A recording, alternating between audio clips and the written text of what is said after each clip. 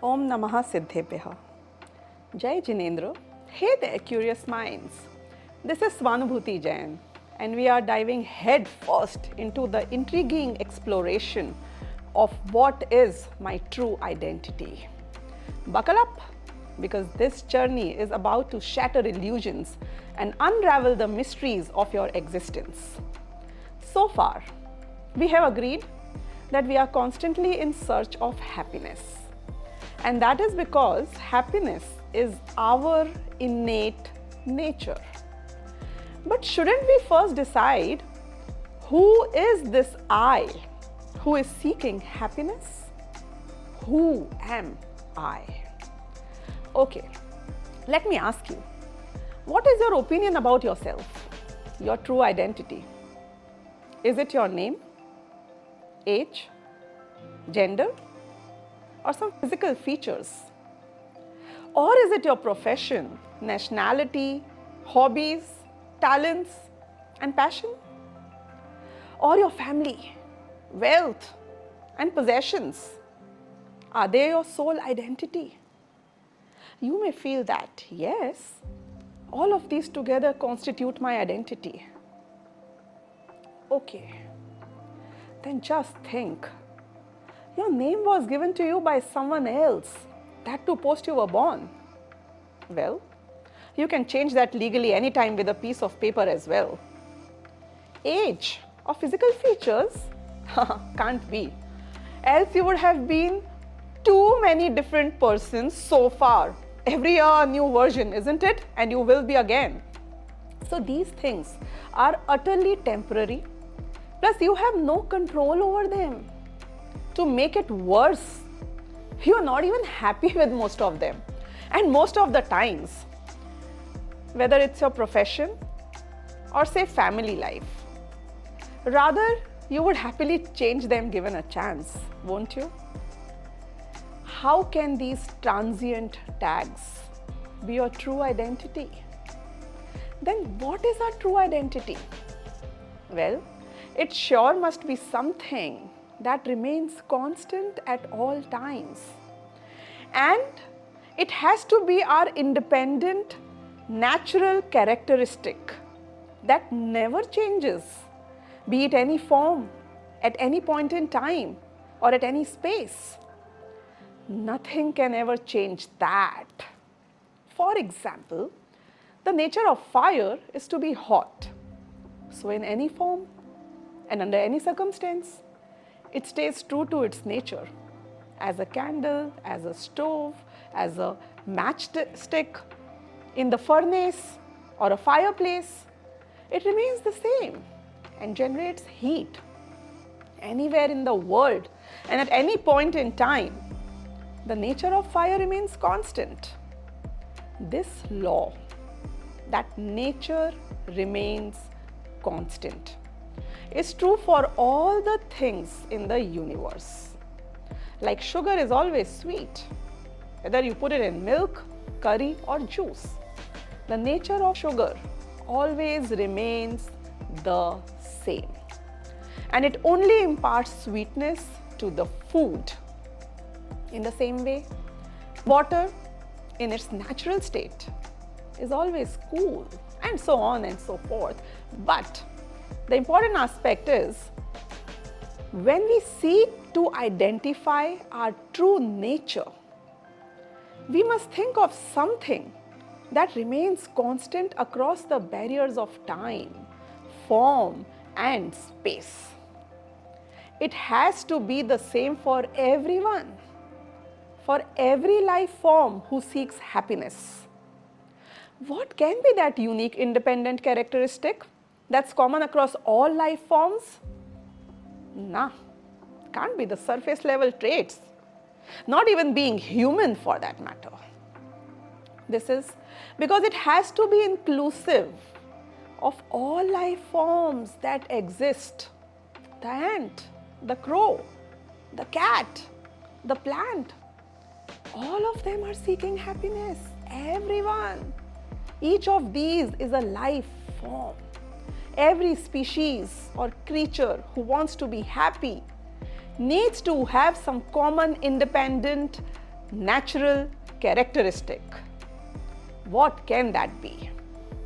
The answer to this is Chaitanya, consciousness, awareness, the ability to know. Consciousness is the heartbeat of every living entity that transcends time, form, and space. It's not just a trait, it's your very identity. The ability to be aware, to perceive, to know. This is the universal identity of every living entity. Only through consciousness can you sense, judge, and be aware of the spectrum of emotions from happiness to sadness.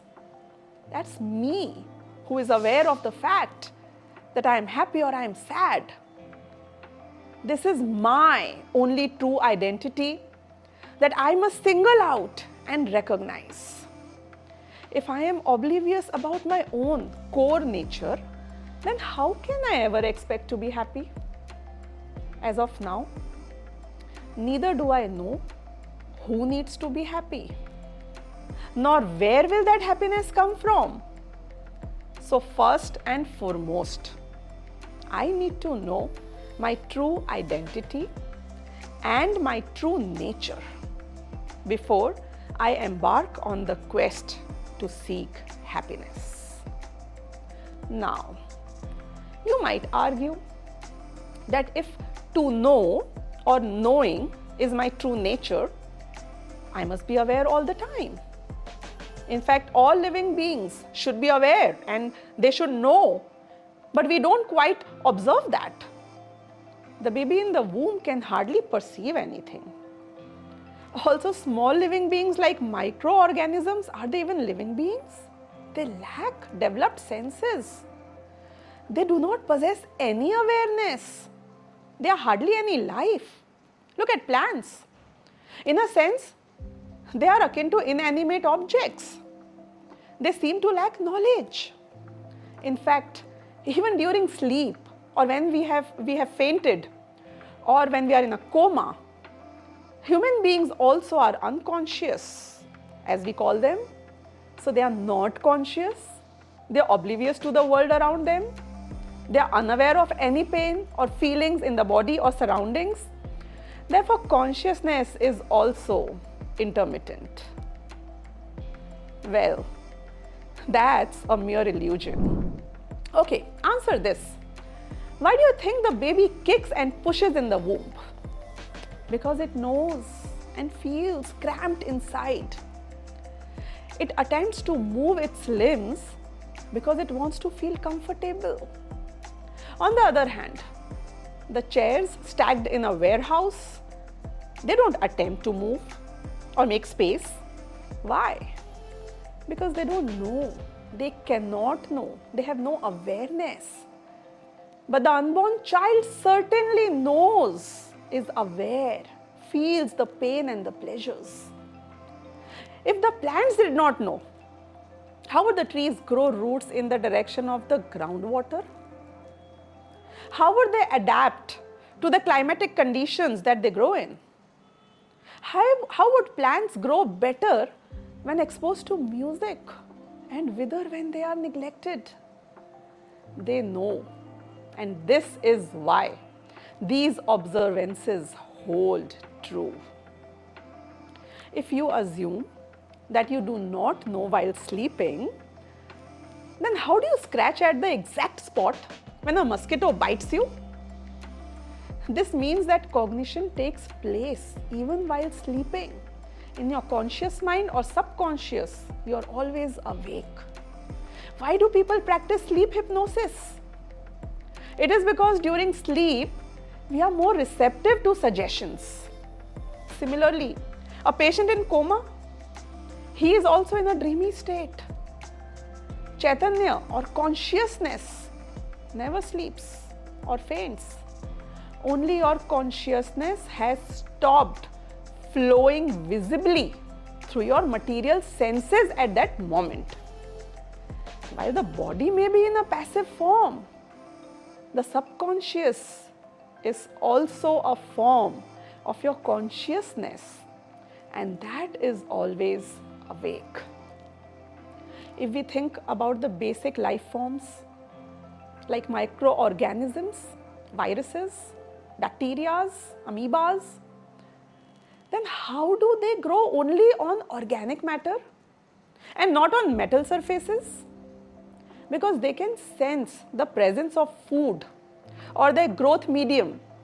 It is impossible that a living being exists without consciousness. A living being does know, regardless of time, place, or circumstances. This proves that Chaitanya or consciousness is the innate nature of all living beings. Even when something or someone says, "I do not know," he does know that he does not know.